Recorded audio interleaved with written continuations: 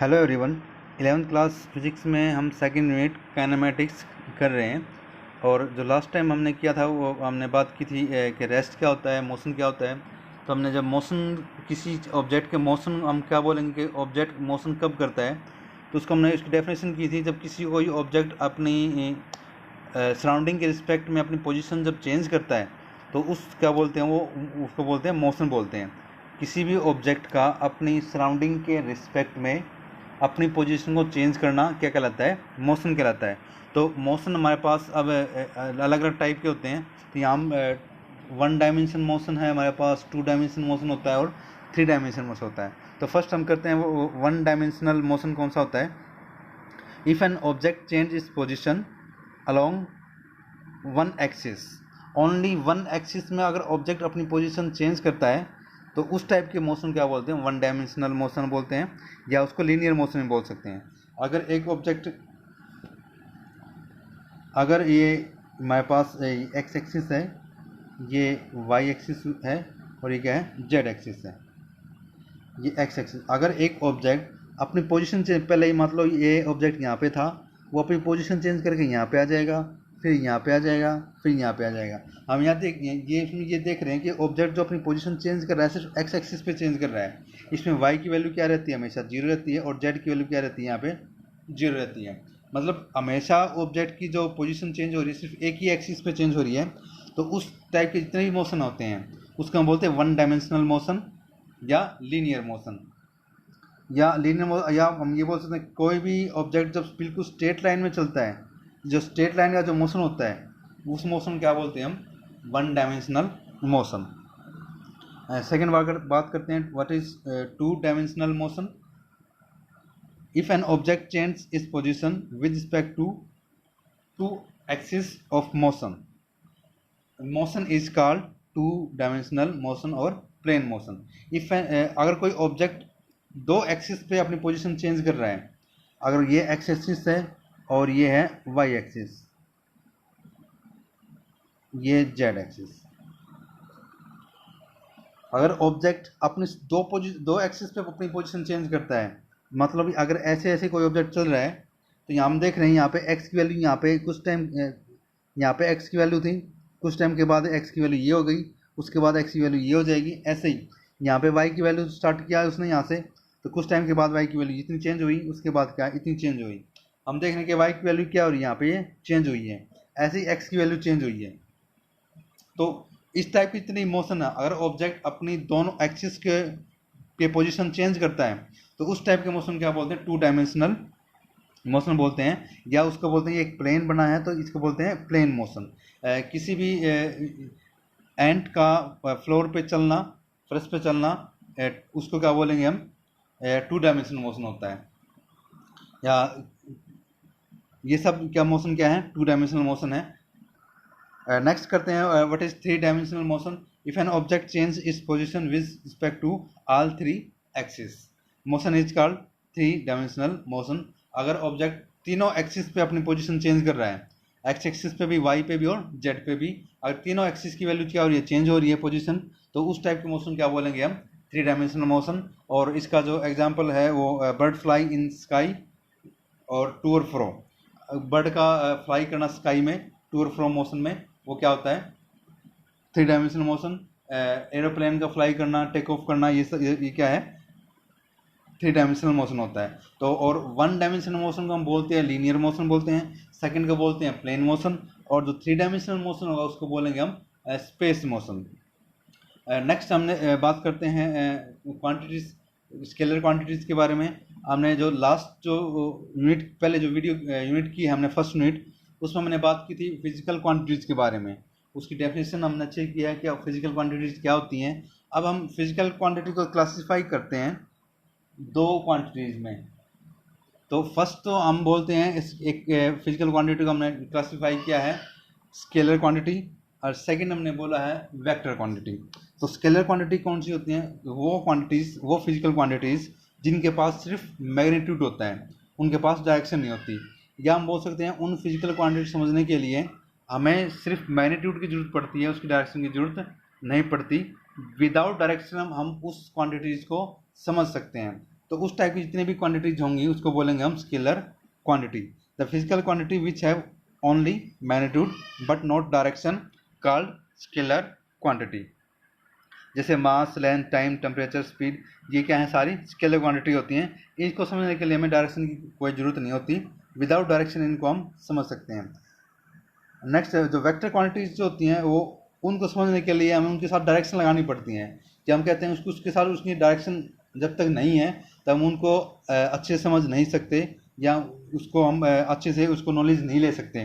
The physical quantity which have magnitude as well as direction, those quantities जिनके पास magnitude भी हो और डायरेक्शन भी हो, वो सारी क्वांटिटीज क्या हो जाएंगी, वेक्टर क्वांटिटीज। जैसे डिस्प्लेसमेंट व वेलोसिटी, एक्सेलरेशन, फोर्स, ये सभी क्या है, वेक्टर क्वांटिटीज हैं। और वेक्टर क्वांटिटीज को हम रिप्रेजेंट कैसे करेंगे, तो वेक्टर क्वांटिटीज को रिप्रेजेंट करने के लिए हमें, अगर हमारे पास कोई वेक्टर क्वांटिटी है, मान लो ए एक वेक्टर क्वांटिटी है ए, इसको हम रिप्रेजेंट करने के लिए ए लिखते हैं और उसके ऊपर क्या लगाते हैं, एरो। ये चीज़ है, ये क्या शो करती है, ये है वेक्टर क्वांटिटी। तो ये चीज़ हमको इसमें याद रखनी कि हमेशा उसको जो रिप्रेजेंट करते हैं वेक्टर क्वांटिटी को, वो ऐसे रिप्रेजेंट करते हैं। ए क्या है, एक वेक्टर क्वांटिटी है, उसके ऊपर एरो लगाने से क्या पता जाता है कि क्या हमने क्या शो कर दिया, ये है वेक्टर क्वांटिटी। अगर इसके पास डायरेक्शन है, अगर सिंपल इसका हमको वेक्टर क्वांटिटी का सिर्फ मैग्नीट्यूड को रिप्रेजेंट करना है, हमको सिर्फ उस वेक्टर क्वांटिटी के मैग्नीट्यूड को ही दिखाना है, तो क्या करते हैं हम, वेक्टर क्वांटिटी हमारे पास ये है, उसको क्या कर देते हैं हम, मॉडुलस में रख देते हैं। तो ये चीज़ क्या शो करती है, magnitude of a vector quantity of a क्या है वेक्टर क्वांटिटी, और ये चीज़ क्या शो करी है, ए वेक्टर क्वांटिटी का मैग्नीट्यूड। नेक्स्ट हम बात करते हैं व्हाट इज डिस्टेंस। डिस्टेंस क्या होती है, the length of actual path travelled by N object is called distance. अगर एक ऑब्जेक्ट यहाँ से चला है, ये है हमारे पास ए पॉइंट है और ये एक पॉइंट है बी पॉइंट, और ये ऑब्जेक्ट ऐसे चल के यहाँ तक गया है बी पॉइंट तक, इस ऑब्जेक्ट ने जितनी भी ये लेंथ ट्रेवल किया, हम ये लेंथ कैलकुलेट कर लेंगे, जितनी भी ये लेंथ है ए से बी तक जाने के लिए, जो उसने ये पाथ लिया है, ए से बी तक जाने के लिए ऑब्जेक्ट ने ये पाथ लिया है, और इस पाथ की जो एक्चुअल लेंथ है उसको हम क्या बोलते हैं, डिस्टेंस। जो इसका जो डेफिनेशन कैसे बनाई गई है, the length of actual path travel by N object is called distance, वो क्या हो जाएगी, डिस्टेंस हो जाएगी। In motion for a given interval of time it's value can neither be negative और जीरो। हमको ये चीज़ ध्यान रखें कि मोशन में जब मोशन पढ़ते हैं तो डिस्टेंस हमेशा पॉजिटिव क्वांटिटी में रहती है। डिस्टेंस ना तो कभी जीरो हो सकती है और ना ही कभी नेगेटिव हो सकती है, तो डिस्टेंस हमेशा क्या रहती है, positive. It has dimension formula and unit of length, इसका डायमेंशन फार्मूला भी होता है, और लेंथ और इसकी जो यूनिट जो होती है, इसकी जो यूनिट वही होती है जो लेंथ की यूनिट होती है, और डायमेंशन फार्मूला में क्या हो जाएगा, वही जो लेंथ का है, क्योंकि डिस्टेंस क्या है, एक टाइप की लेंथ की होती है। नेक्स्ट हम बात करते हैं डिस्प्लेसमेंट। व्हाट इज डिस्प्लेसमेंट, क्या होगी, it is a change in position of an object in a particular direction and given by a vector drawn from the initial to final position known as displacement. It is a change in position, object क्या position को change करना, एक particular direction में object का position का change करना, और it given by the vector drawn by the initial and final position.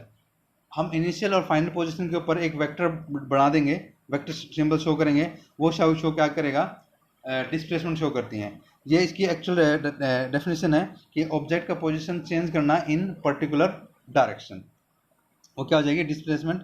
अगर इसको अच्छे से समझना चाहें, अगर व्हाट इज दोनों में डिफरेंस क्या है डिस्टेंस और डिस्प्लेसमेंट में, अगर मैं बोलूँ कि यहाँ पे मेरे पास एक ए पॉइंट है, ये एक पॉइंट बी है, एक ऑब्जेक्ट ने ट्रेवल किया यहाँ से लेके ऐसे गया है, ऑब्जेक्ट ये से बी पॉइंट तक पहुँचा है ऐसे, तो अगर ये बोलेंगे कि ऑब्जेक्ट ए से लेके बी पॉइंट तक गया है, तो उसने जो रास्ता जो ट्रेवल किया है, जो पाथ जो उसने लिया है, वो लिया है, ये रास्ता लिया है, तो इस पाथ की जो एक्चुअल लेंथ जो होगी उसको क्या बोलेंगे हम, डिस्टेंस, वो क्या हो जाएगी, डिस्टेंस।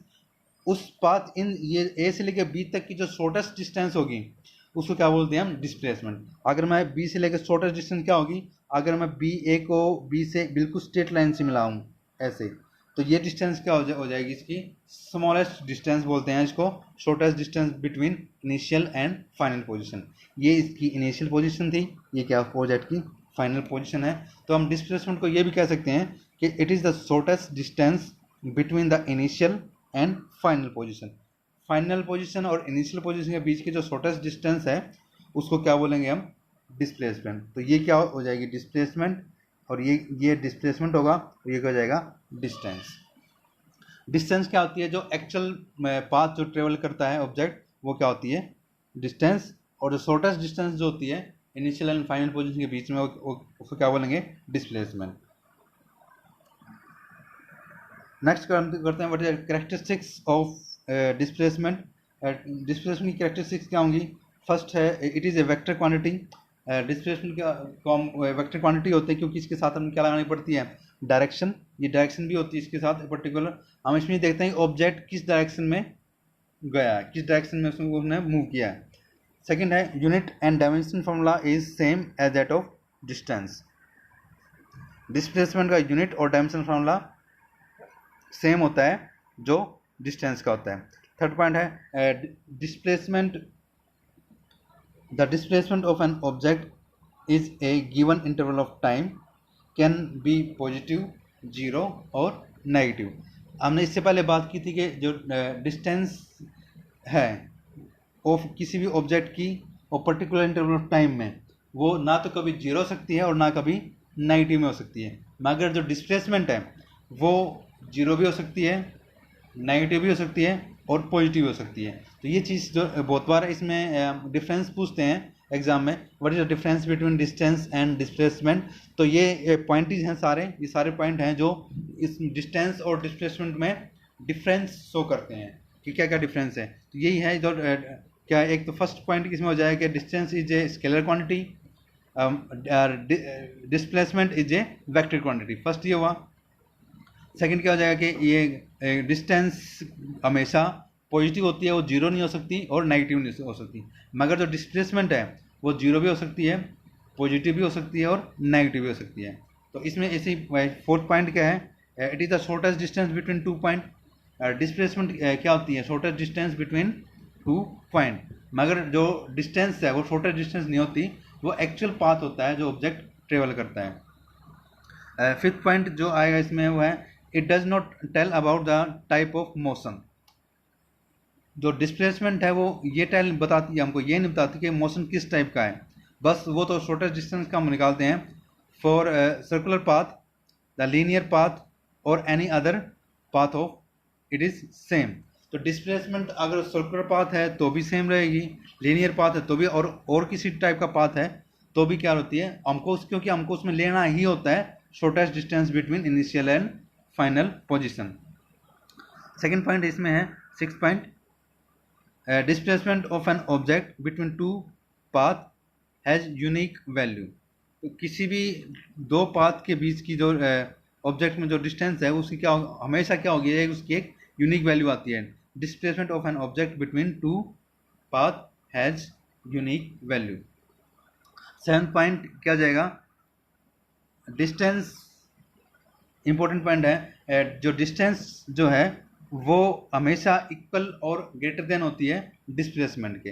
तो हम ये कह सकते हैं कि डिस्प्लेसमेंट कभी भी डिस्टेंस से बड़ी नहीं हो सकती, या तो उसके हमेशा इक्वल होगी या हमेशा उससे क्या हो जाएगी, होगी छोटी होगी। तो डिस्प्लेसमेंट हमेशा क्या होती है डिस्टेंस से, या तो उसके इक्वल होगी या उससे हमेशा छोटी में होगी।